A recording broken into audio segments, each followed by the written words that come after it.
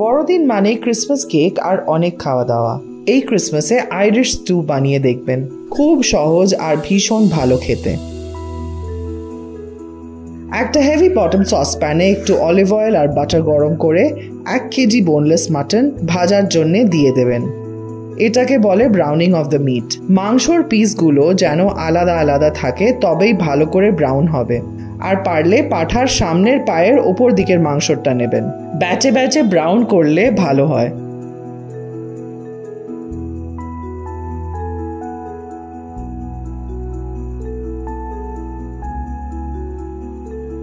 সব মাংস ব্রাউন হয়ে গেলে একসাথে আবার প্যানে দিয়ে দেবেন।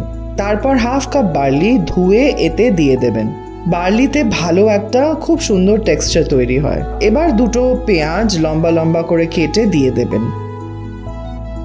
একটু নাড়াচাড়া করে কেটে রাখা সবজিগুলো দিয়ে দেবেন। গাজর আর আলু একটু বড় বড় করে কাটা।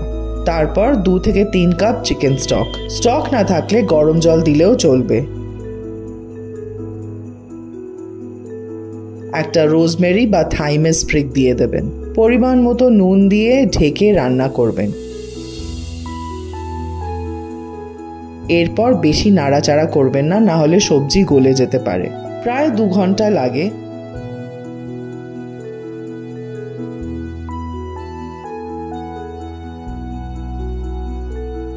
মাংস সেদ্ধ হয়ে গেলে স্বাদ মতো নুন ও চিনি দিয়ে নামিয়ে নেবেন।